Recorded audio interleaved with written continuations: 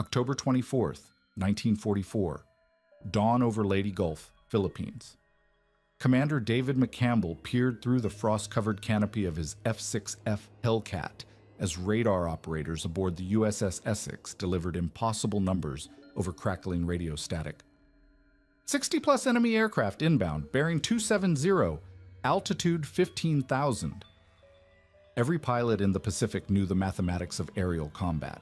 One American fighter could engage maybe two, possibly three enemy planes before being overwhelmed. Standard doctrine called for massive formations, dozens of Hellcats working together to counter such overwhelming odds. But McCampbell's squadron was scattered across morning patrols.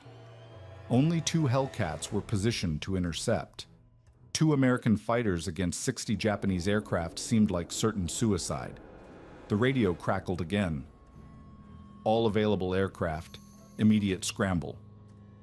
McCampbell pushed his throttle forward, his wingman, Roy Rushing, falling into formation beside him. What happened next would shatter every assumption the U.S. Navy held about the limits of aerial combat. The fleet was about to witness something that would rewrite the record books forever. The USS Essex carved through the pre-dawn waters of Leyte Gulf, her massive hull displacing 27,000 tons of Pacific seawater as she maintained course at 18 knots. Across the fleet, 43 vessels stretched toward the horizon, carriers, battleships, cruisers, and destroyers forming the backbone of Admiral William Halsey's Third Fleet. This armada represented the culmination of 3 years of American industrial might, but on this October morning, it found itself dangerously exposed. Commander David McCampbell stood in the ready room aboard Essex, studying weather reports that painted an ominous picture. A low-pressure system was moving in from the northwest, bringing cloud cover at 8,000 feet and visibility dropping to 3 miles.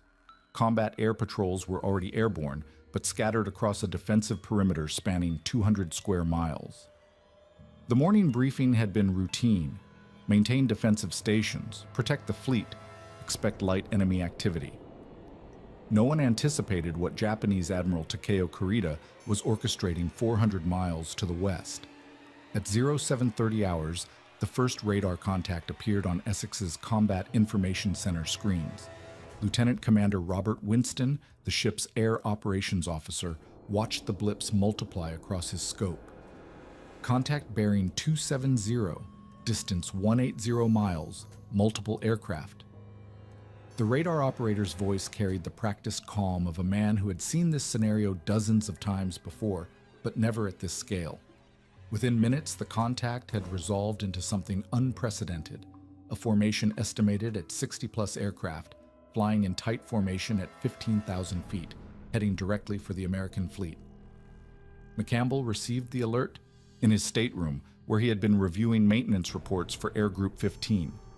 His squadron of 36 F-6F Hellcats had been operating at peak efficiency, but 3 weeks of continuous operations had taken their toll. 8 aircraft were down for major maintenance, 6 more required minor repairs, and pilot fatigue was becoming a factor. When the general quarters alarm sounded throughout Essex, McCampbell knew immediately that this was not another routine scramble. The flight deck erupted into controlled chaos as plane handlers rushed to spot aircraft for immediate launch. But the timing could not have been worse. Most of Air Group 15 was either on patrol, undergoing maintenance, or stood down for rest. Only 7 Hellcats were immediately available, and of those, only 2 were fueled and armed for combat: McCampbell's own aircraft and that of his wingman, Ensign Roy Rushing. Rushing was 22 years old, fresh from advanced flight training in Jacksonville, Florida. He had joined Air Group 15 just 2 months earlier, bringing his total combat missions to 18. McCampbell had taken the young pilot under his wing, recognizing the combination of natural flying ability and tactical awareness that marked the best fighter pilots. Now, as they sprinted toward their aircraft, McCampbell made a decision that would define both their careers. The F-6F Hellcat sitting on Essex's flight deck represented the pinnacle of American naval aviation engineering. Weighing 12,000 pounds fully loaded, powered by a Pratt & Whitney R2800 double Wasp engine producing 2,000 horsepower, the Hellcat could reach 330 miles per hour in level flight and climb to 20,000 feet in 7 minutes. More importantly, it mounted 650 caliber Browning machine guns, each loaded with 400 rounds of armor-piercing incendiary ammunition. McCampbell's aircraft, Bureau number 58446, had been his personal mount for 6 months. He knew every quirk of her engine, every tendency in her handling characteristics. The crew chief, aviation machinist's mate First Class Tony Gabrielli, had maintained her with the precision of a Swiss watchmaker. As McCampbell strapped himself into the cockpit, Gabrielli leaned close to his ear. "She's running sweet, Skipper. Full fuel, full ammo. Check the guns this morning." The launch sequence on Essex followed a choreography refined through months of combat operations. McCampbell's Hellcat rolled forward to the catapult, where deck crews attached the bridle that would accelerate his 12,000-pound aircraft from 0 to 90 miles per hour in 3 seconds. The steam catapult system, recently installed on Essex, represented a quantum leap in naval aviation capability, but it remained a violent, punishing experience that tested both pilot and aircraft. At 0815 hours, McCampbell's Hellcat thundered off. Essex's flight deck followed 30 seconds later by Rushing's aircraft. They climbed rapidly through the morning haze, turning northwest toward the reported enemy contact. Radio discipline was critical. Every word transmitted could be intercepted by Japanese monitoring stations. McCampbell switched to the tactical frequency and keyed his microphone once, receiving Rushing's double-click response. They were alone in a vast sky, racing toward odds that defied every principle of aerial warfare. The tactical situation unfolding above Leyte Gulf represented a perfect storm of strategic miscalculation. Admiral Kurita's center force had launched every available aircraft in a desperate attempt to cripple the American fleet before it could support the landing operations on Leyte. The Japanese force included 36 Mitsubishi A6M0 fighters, 18 Nakajima B-5N torpedo bombers, and 12 Aichi D-3A dive bombers, a combined striking power that could devastate any naval formation. At 15,000 feet, McCampbell and Rushing intercepted the enemy formation 40 miles northwest of the fleet. The sight that greeted them challenged every assumption about aerial combat that had been developed through 3 years of Pacific warfare. The Japanese aircraft flew in perfect formation, their Zero fighters providing top cover for the bombers below. The formation stretched for nearly 2 miles, an aerial armada that represented one of the largest single strikes mounted by Japanese naval aviation since the early months of the war. McCampbell keyed his radio for the last time before engaging. Essex Control, Rebel Leader. Contact confirmed, 60-plus enemy aircraft continuing attack. The response crackled back through static-filled airways. Rebel Leader, you are cleared to engage. Additional support launching immediately. Both pilots knew that additional support would arrive too late. The Japanese formation was less than 20 minutes from the fleet, and there were no other American fighters in position to intercept. As they closed to engagement range, McCampbell could see the lead Zero fighters beginning their turn toward his position. The moment of decision had arrived. At 9,000 feet, McCampbell pushed his Hellcat into a shallow dive, building airspeed to 280 miles per hour as the Japanese formation grew larger in his windscreen. The tactical advantage belonged entirely to the enemy. 60 aircraft against 2 represented odds of 30 to 1, numbers that violated every principle taught at naval flight school. But McCampbell had learned something during 18 months of Pacific combat that no textbook could teach. The psychological impact of aggressive action against overwhelming odds could shatter even the most disciplined formation. The lead Zero fighters had spotted the 2 Hellcats and were climbing to engage, their pilots undoubtedly confident that this interception would be brief and decisive. McCampbell counted 12 Zeros in the top cover, flying in 3 sections of 4 aircraft each. Below them, the bomber formation maintained tight discipline, 18 torpedo bombers and 12 dive bombers flying in stepped formations that maximized their defensive firepower while protecting their approach to the American fleet. McCampbell's first tactical decision violated standard fighter doctrine. Instead of engaging the Zero fighters climbing to meet him, he rolled his Hellcat into a steep diving attack directly toward the bomber formation. The Hellcat's superior diving speed, she could reach 400 miles per hour in a vertical descent, gave him a brief window of opportunity before the Zeros could react. Rushing, flying 300 yards to McCampbell's right, followed his leader into the dive without hesitation. The first target appeared in McCampbell's gun sight at 800 yards, a Nakajima B-5N torpedo bomber flying straight and level at the rear of the formation. McCampbell's 650 caliber machine guns were harmonized to converge at 300 yards, creating a cone of destruction that could tear through aircraft aluminum like tissue paper. At 400 yards, he squeezed the trigger. The Browning machine guns fired at a combined rate of 4,800 rounds per minute, each 50 caliber bullet weighing 750 grains and traveling at 2,800 feet per second. The armor-piercing incendiary rounds punched through the torpedo bomber's thin skin and ignited the aircraft's fuel tanks in a brilliant orange fireball. The bomber disintegrated in seconds, its debris tumbling toward the Pacific 20,000 feet below. McCampbell's second kill came 30 seconds later as he pulled out of his dive and climbed back toward the formation. A Zero fighter had broken away from the top cover and was diving to intercept him, but the Japanese pilot had misjudged his angle of attack. McCampbell rolled left, bringing his guns to bear on the Zero's vulnerable belly. A 2-second burst from his machine gun sent the enemy fighter spinning out of control, its pilot either dead or unconscious. The psychological impact on the Japanese formation was immediate and devastating. Bomber pilots, trained to maintain strict formation discipline, began taking evasive action that broke up their carefully coordinated attack formation.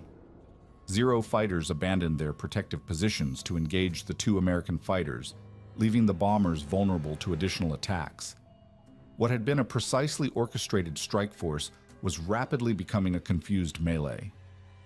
Rushing scored his first kill as a Zero fighter dove past his position. The Japanese pilot focused entirely on McCampbell's Hellcat. The young ensign had learned to exploit these tunnel vision moments during his brief combat career, and his guns found their mark with deadly accuracy. The Zero's wing root exploded in a shower of aluminum fragments, and the aircraft rolled inverted and dove toward the ocean. McCampbell's tactical genius became apparent as the engagement continued. Rather than attempting to fight 60 aircraft simultaneously, he had forced the enemy formation to break apart into individual combats where his superior firepower and armor protection could be brought to bear. The Hellcat's 6 machine guns delivered twice the firepower of a Zero fighter, while the American aircraft's self-sealing fuel tanks and armor plating provided survivability that the Japanese aircraft lacked. The third kill came as McCampbell climbed back through 12,000 feet, his Hellcat's powerful engine pulling him above a section of Zero fighters that had become separated from their wingmen. McCampbell had learned to exploit the Zero's primary weakness, its inability to dive at high speed without structural damage. As the Japanese fighters tried to follow his climbing turn, McCampbell rolled over and dove back through their formation, his guns blazing. The Zero fighter that appeared in his gun sight was flown by an experienced pilot who recognized the danger and threw his aircraft into a violent evasive maneuver. But the Hellcat's superior firepower made precision unnecessary. McCampbell's guns created a wall of lead that the Zero could not avoid, and the enemy fighter's engine disintegrated under the impact of multiple 50 caliber rounds. By 9:15 hours, 15 minutes after first contact, the Japanese formation had lost all semblance of organization. Bomber aircraft were scattered across 20 square miles of sky, their protective fighter cover engaged in individual dogfights that prevented any coordinated defense. McCampbell had achieved the impossible. 2 American fighters had broken up a 60-aircraft strike force through aggressive tactics and superior firepower. Rushing's second kill demonstrated the tactical lessons he had absorbed during his brief combat career. A dive bomber attempting to escape toward the fleet presented its vulnerable belly as it dove away from the melee. Rushing's Hellcat, diving at 350 miles per hour, closed rapidly on the slower Japanese aircraft. His guns fired for 3 seconds, and the dive bomber's wing folded upward before the entire aircraft disintegrated.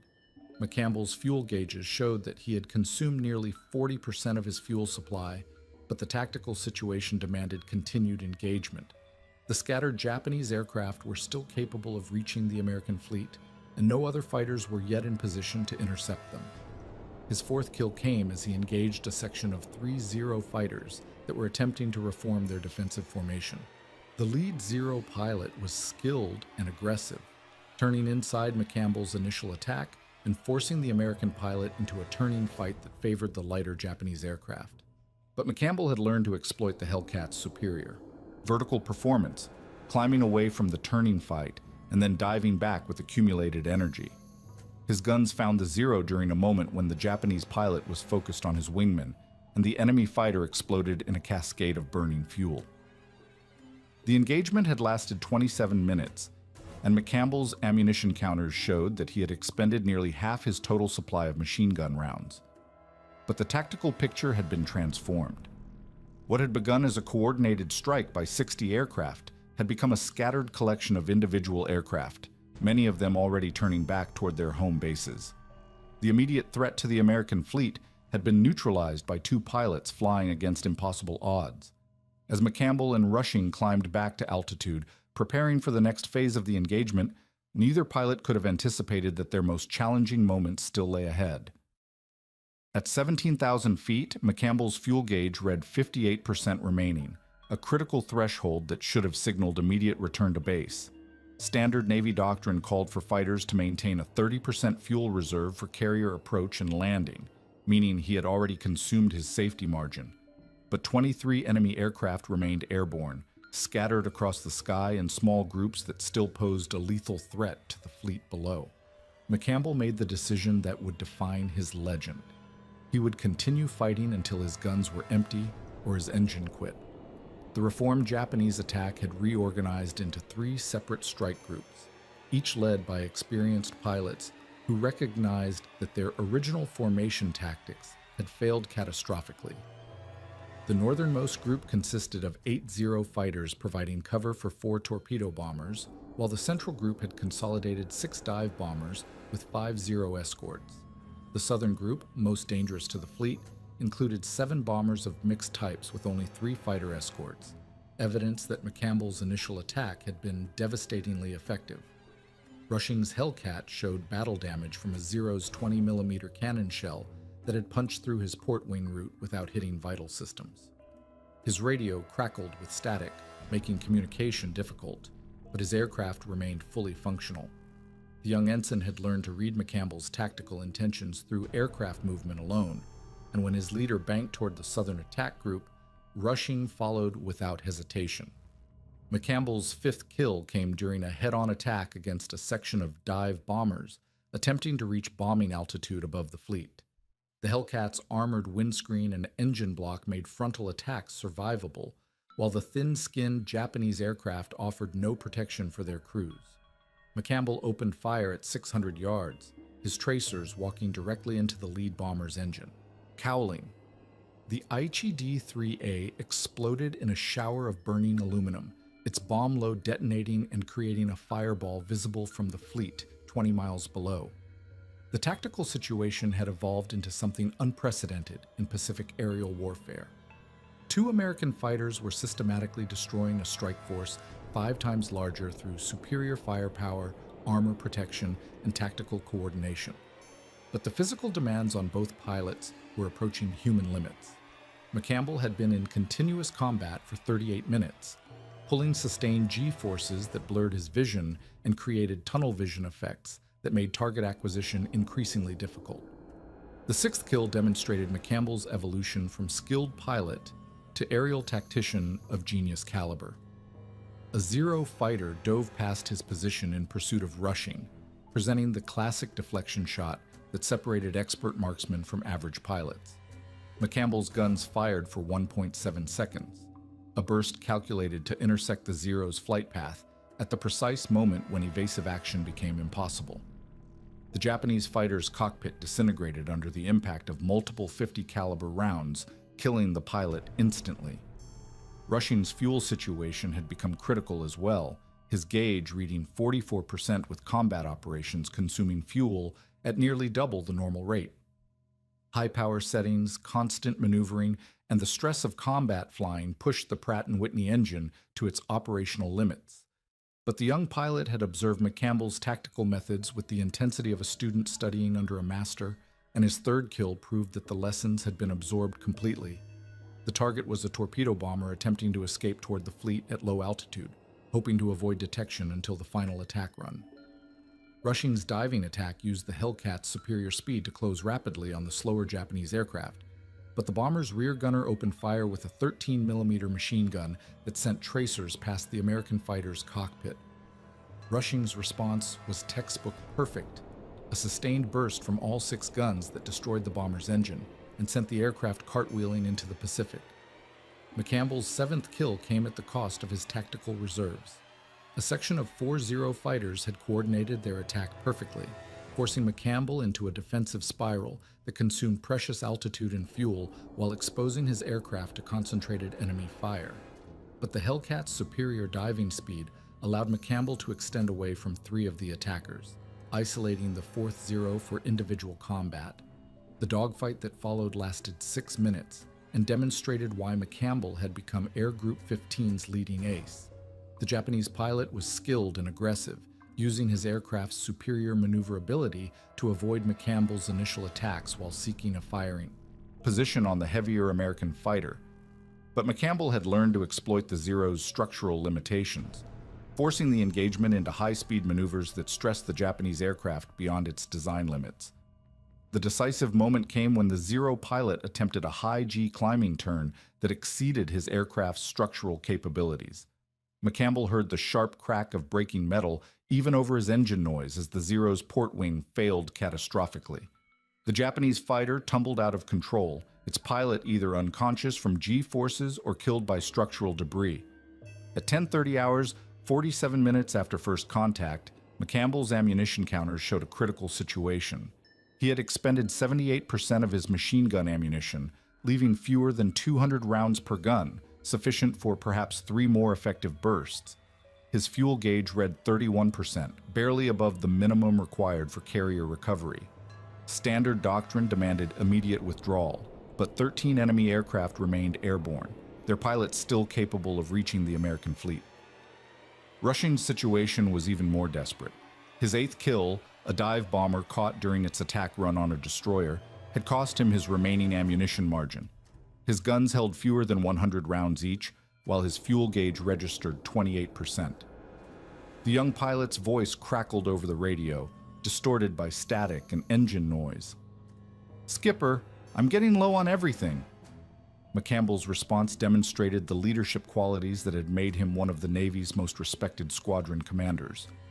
Rather than ordering withdrawal, he repositioned his formation to intercept the remaining bomber groups that posed the greatest threat to the fleet. His tactical assessment was cold and precise. 9 enemy aircraft remained in position to attack the carriers, while 4 others were already turning toward home. The mathematics of aerial combat demanded that he press the attack until his guns were empty. The 8th kill came during McCampbell's most desperate moment. 2 Zero fighters had coordinated a perfect bracket attack, approaching from opposite directions to eliminate his escape routes. McCampbell's solution violated every principle of defensive flying. He climbed directly between the converging attackers, using his Hellcat's superior vertical performance to position himself above both enemy aircraft. The burst that destroyed the lead Zero lasted exactly 1.2 seconds and expended his final reserves of ammunition discipline. But the Japanese fighter disintegrated completely, its destruction so sudden that the second Zero pilot broke off his attack in shock. McCampbell had 9 confirmed kills, setting a U.S. Navy record that seemed impossible just hours earlier. But his most challenging test still awaited, as his fuel gauges dropped toward emergency levels and mechanical problems began, threatening his battered Hellcat. McCampbell's ammunition counter displayed the stark reality of his situation. 47 rounds remaining in his starboard guns, 31 rounds in his port batteries. 54 minutes of continuous combat had reduced his Hellcat's primary armament to less than 2 seconds of effective firing time. His fuel gauge needle hovered at 28%, deep into the reserve that carrier pilots called the dead man's zone, insufficient fuel for extended maneuvering, barely adequate for a straight-line return to the fleet. But 4 enemy aircraft remained airborne within striking distance of the American carriers, and McCampbell could see additional Japanese formations approaching from the northwest. His tactical assessment was brutally simple. These final targets represented bombers capable of sinking an aircraft carrier with a single well-placed torpedo or bomb.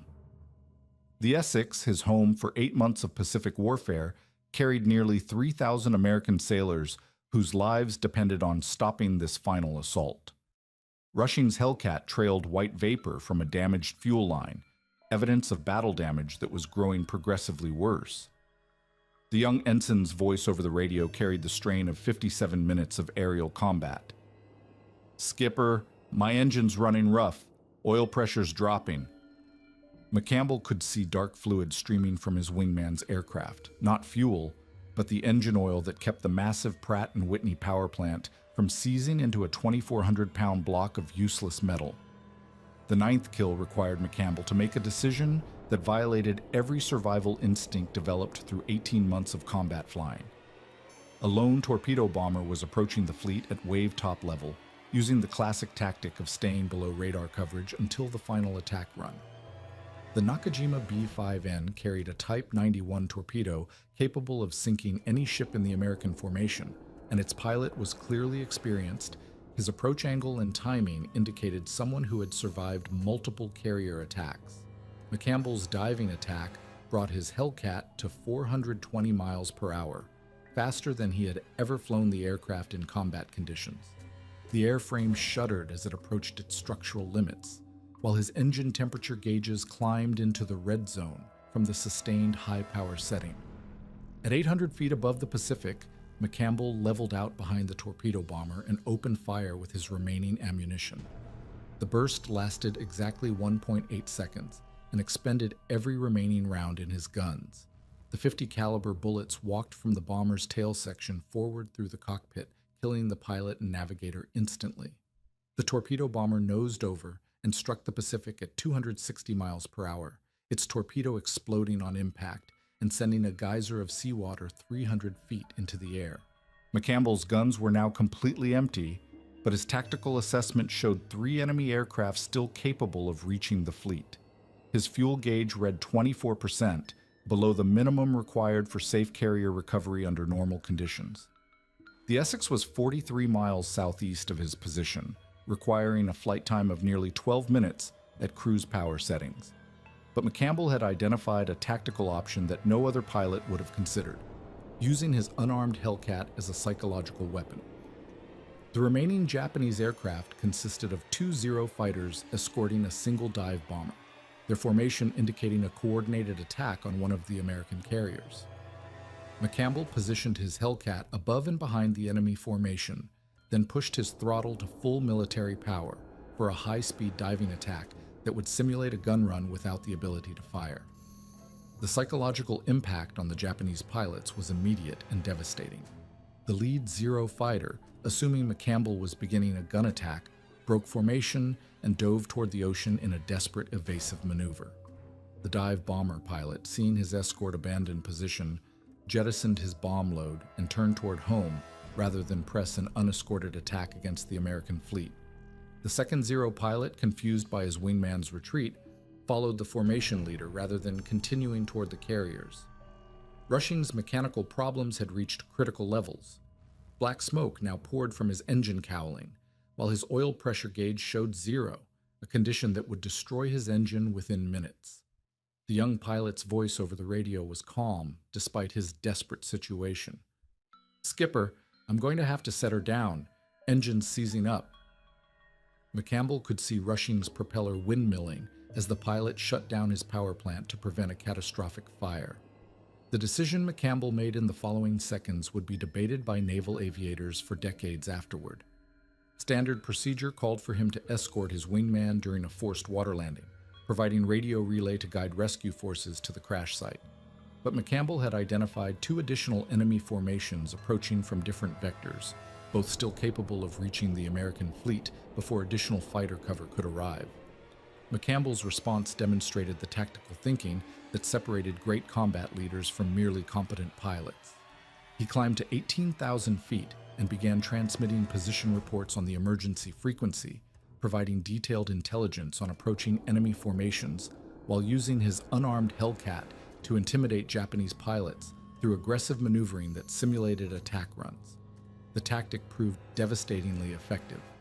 3 separate enemy formations turned away from the American fleet rather than face what they assumed was a coordinated fighter attack. McCampbell's Hellcat, trailing vapor from overstressed fuel lines and flying on engine power settings that exceeded normal operational limits, had become a force multiplier that protected the entire American formation through pure psychological warfare.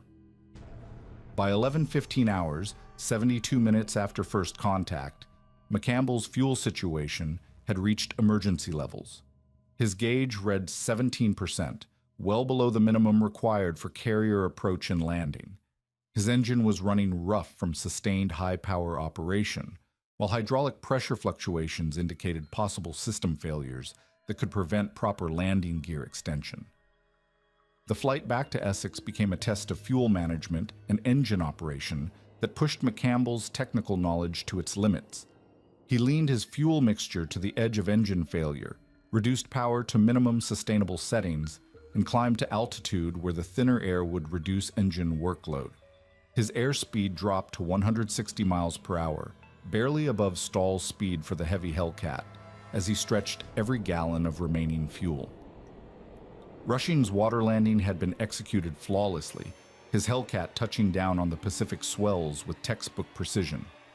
McCampbell could see the yellow life raft deploying automatically as his wingmen abandoned the sinking aircraft. Rescue destroyers were already racing toward the crash site, their positions guided by McCampbell's radio transmissions. As Essex appeared on the horizon, her flight deck crews were preparing for an emergency recovery that would test every system aboard the massive carrier.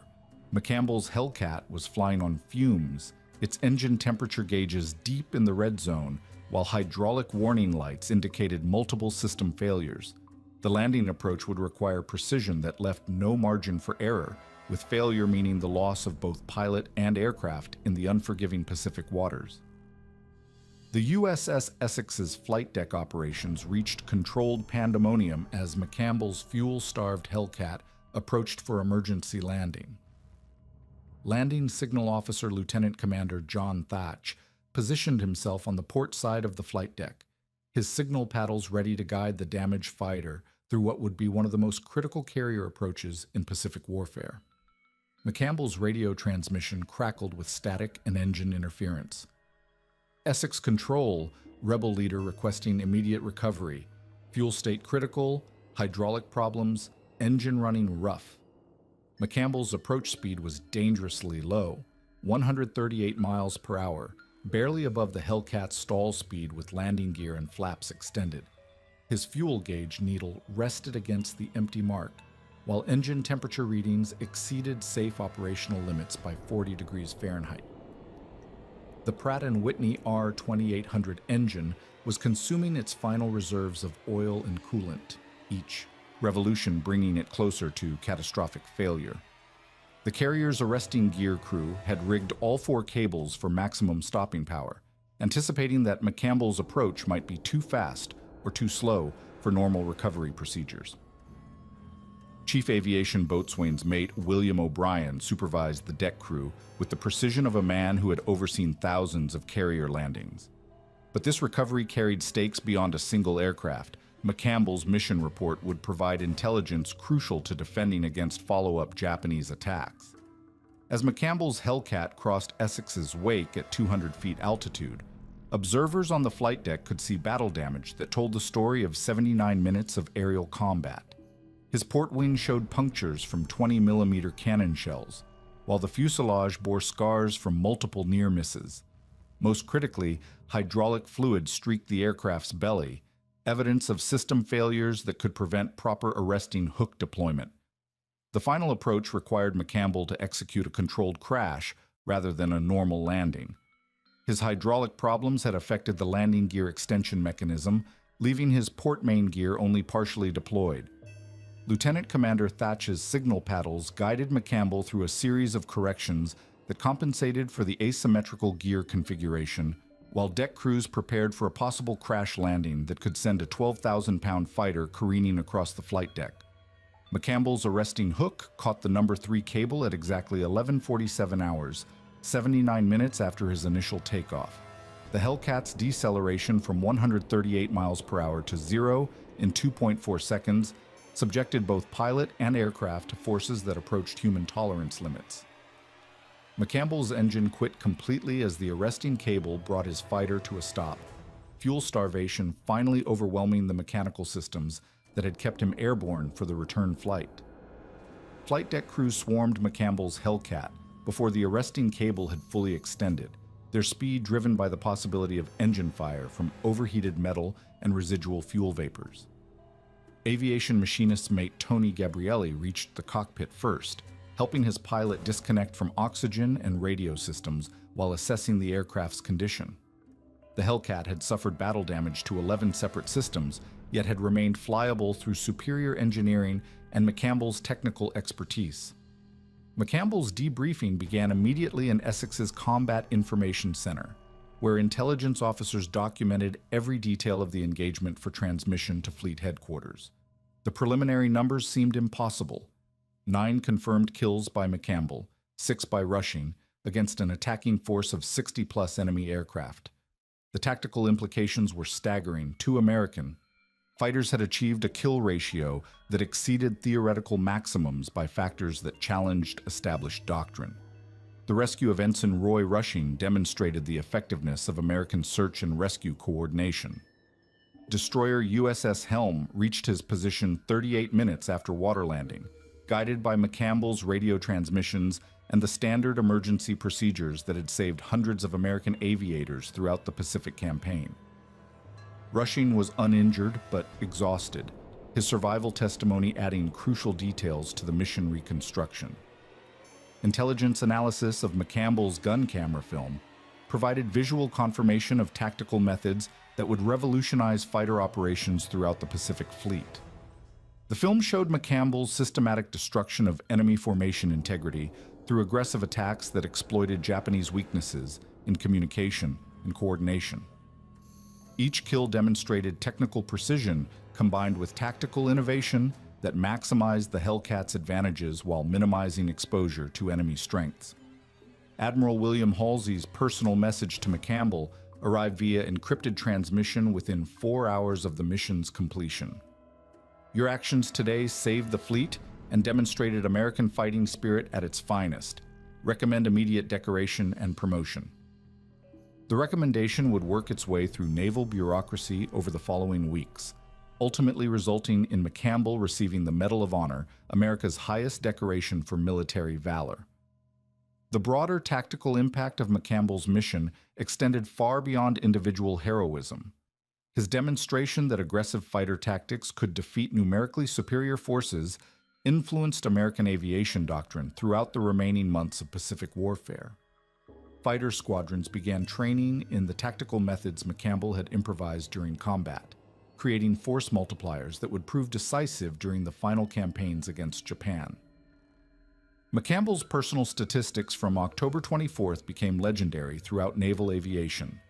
9 kills in a single mission, 15 total kills when combined with Rushing's achievements, 79 minutes of continuous aerial combat, and successful recovery despite critical fuel and mechanical problems. These numbers established records that would endure through the remainder of World War II and into the jet age that followed. The Japanese assessment of the failed attack revealed the psychological impact of McCampbell's tactics on enemy morale. Surviving pilots reported coordinated attacks by dozens of American fighters, their perceptions distorted by the aggressive maneuvering of just 2 Hellcats. This psychological warfare effect became a standard element of American fighter doctrine, with single aircraft using aggressive tactics to simulate larger formations and discourage enemy attacks. Roy Rushing's contribution to the mission earned him the Distinguished Flying Cross and promotion to Lieutenant Junior grade. His 6 confirmed kills during his 19th combat mission established him as one of the youngest aces in naval aviation, while his successful water landing in a rescue demonstrated the training and equipment that kept American pilot losses below critical levels throughout the Pacific campaign. The technical analysis of McCampbell's Hellcat revealed modifications and maintenance procedures that were implemented fleet-wide to improve aircraft reliability during extended combat operations. His aircraft's ability to function despite multiple system failures provided engineering data that influenced fighter design through the remainder of the war and into the post-war development of naval aviation. On November 15, 1944, McCampbell stood on Essex's flight deck as Admiral Chester Nimitz pinned the Medal of Honor on his uniform. The citation read simply, "For conspicuous gallantry and intrepidity at the risk of his life above and beyond the call of duty." But those words could never capture the full significance of what had occurred above Leyte Gulf, a single mission that changed the course of aerial warfare and demonstrated that individual courage, combined with superior technology and training, could overcome any odds the enemy might present.